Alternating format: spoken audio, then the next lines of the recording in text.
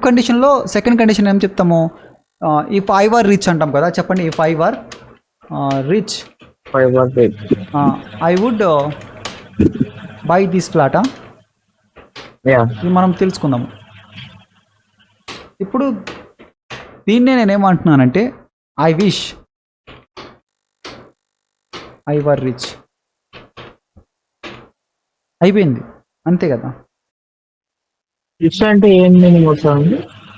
ఇది విష్ ఏంటి అంటే దీని మీనింగ్ వచ్చేసి if I were rich I would buy this flat. బాగుంటుంది, నేను కోరుకుంటున్నాను అంటే అర్థం వస్తుంది. బట్ కోరుకోవడంలో ఏంటిది? అది ఇమాజినబుల్ అంటే అవ్వదు అది ఎప్పుడు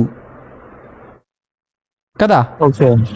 కోరుకోవడమే, అవ్వని దాని గురించి కోరుకోవడం. People get confused about this wish and hope. What is the difference between wish and hope? They always get confused. అర్థం కాదు వాళ్ళకి. విష్ ఏంటి, హోప్ ఏంటి, రెండు ఒకటే కదా, కోరుకోవడమే కదా అని. బట్ ఏం కోరుకోవడము? జరిగే వాటి గురించా, జరగని వాటి గురించా? తెలుసు కదా మనకి జరగదని, అయినా కోరుకుంటాం కదా. That is imagination. That is present imagination. అవును,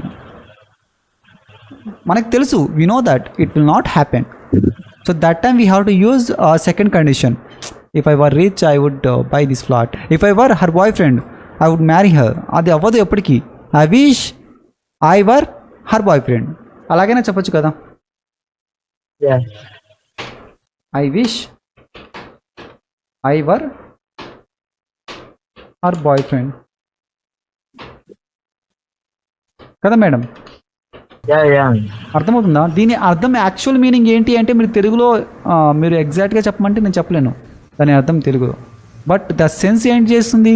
if condition, second condition. If I were her boyfriend I would marry her. దాని అర్థం అది కదా.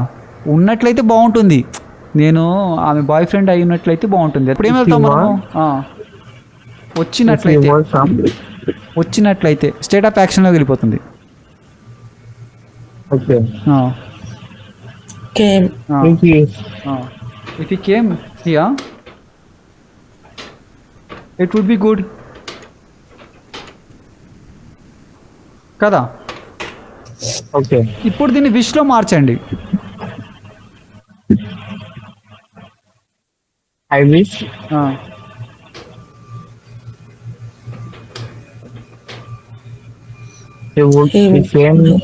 అలాగైనా చెప్పండి, కండిషన్ అయినా చెప్పండి. ఈ కేమ్ హియర్ అంటే మీరు చెప్పాలనుకుంటే చెప్పొచ్చు రిజల్ట్ అనేది. ఇందులో రిజల్ట్ ఎలా చెప్పాలి?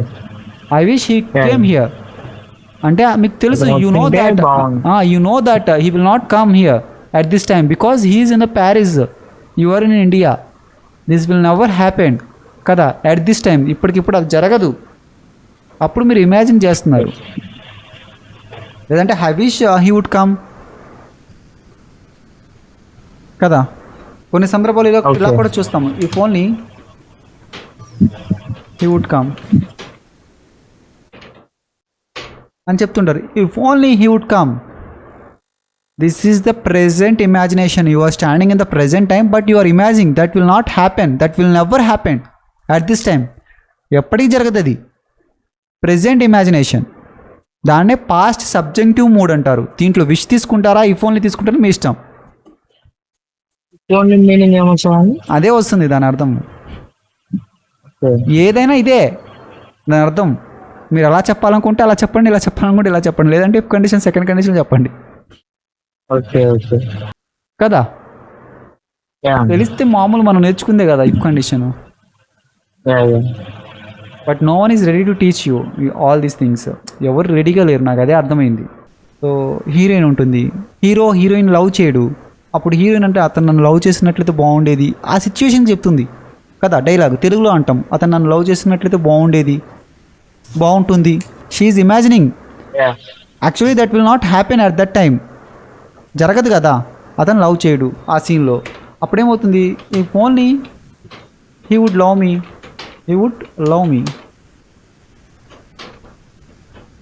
అతను నన్ను లవ్ చేసినట్లయితే బాగుంటుంది. అది డైలాగు కదా. She imagining. ఆమె ఇమాజిన్ చేస్తుంది అది ప్రెజెంట్ ఇమాజిన్ కండిషన్, ఇఫ్ కండిషనే కదా. ఇది రిజల్ట్ చూపిస్తున్నప్పుడు ఓకేనా, రిజల్ట్ పెడుతున్నాము ఇక్కడ. అదే మనము if only he were here కదా, he were here, if only he were here, అతను ఇక్కడ ఉండినట్లయితే బాగుంటుంది. దీని అర్థం ఏంటి? I wish he were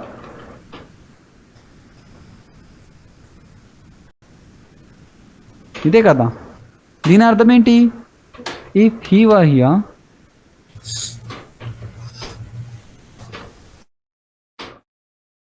it would be good, అంతే కదా. అర్థమవుతుందా? అతను ఇక్కడ ఉంటే బాగుంది. ఫస్ట్ ఇది నేర్చుకున్నాము, దీన్ని షార్ట్ కట్ చేసి వీళ్ళు ఇది చెప్పారు, దీన్ని ఇంకా షార్ట్ కట్ చేసి ఇది చెప్పాము కదా. Okay. If only he were here, if you were A actor, if you if you were were A an actor, actor, were an actor, an actor, oh, an actor, oh, it would be good, it would be good. Yeah. ఓకేనా. ఇప్పుడు విష్లో చెప్పండి. I wish you were an actor. you were an actor అయిపోయింది Yeah. కదా. Yeah. ఇప్పుడు ఈ ఫోన్లో చెప్పండి. If only you were an actor. you were an actor. అర్థమవుతుందా గైస్? Yeah. నేను అందుకే 10 సార్లు కదా 100 సార్లు చెప్తా, I will make it easy for you guys అని చెప్తా. If you believe me, I will make it easy for you guys.